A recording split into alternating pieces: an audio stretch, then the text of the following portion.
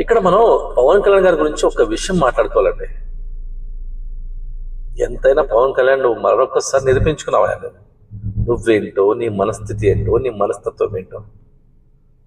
అరే, అనిత గారి పైన అమర్నాథ్ గారు చేసినటువంటి వ్యాఖ్యలకు స్పందించే తీరిక, సమయం నీకుంటుంది. అరే, ఒక తల్లి ఆవేదన, ఆక్రందన, అలాంటి హృదయ విదారకరమైన సంఘటన జరిగినటువంటి ఆ సంఘటన నీ దృష్టిలో రాలేదా? స్పందించే గుణం మీకు లేదా?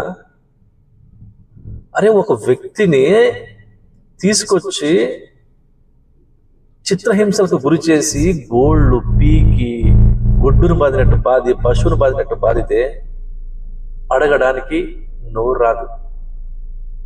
కనీసం ట్విట్టర్లో యాక్స్లో స్పందించడానికి కూడా చేతులు రావట్లేదు మన పవన్ కళ్యాణ్ గారికి. అరే, ఇది ఏదో ఘటన ఎవరో గ్యాంగ్ వార్ మధ్యలో జరిగింది అంటే మనం ఏదో అనుకోవచ్చు. సాక్షాత్తు ప్రభుత్వ హయాంలో మీ ప్రభుత్వ ఆధ్వర్యంలో పనిచేసినటువంటి ఏపీ పోలీస్ దగ్గరుండి చేశారు. ఒక మనిషిని రికార్డ్స్లో లేకుండా అరెస్ట్ చేసి చంపి కాల్చి పూర్తి చేసే అధికారం ఎవడిచ్చాడు? ఎవరి కోసం పనిచేస్తుంది మీ ప్రభుత్వం? ఎవరి కోసం నువ్వు మంత్రిగా ఉన్నావు? ఈ మంత్రి హోదా నీకు ఎవరిచ్చారు? ఈ ప్రజలు కాదా?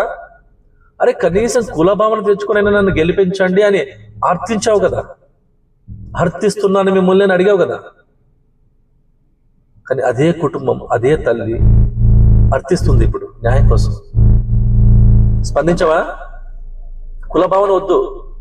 అదే ప్రజలు నీకు మంత్రి పదవిని కట్టబెట్టారు, అధికారాన్ని కట్టబెట్టారు. కనీసం బాధ్యత ఉండక్కర్లేదా? ఈ రాష్ట్రంలో గత వారం రోజుల నుంచి జరుగుతున్నటువంటి ఈ సెన్సేషన్ న్యూస్ ఈ దృష్టికి రావట్లేదా? వచ్చిన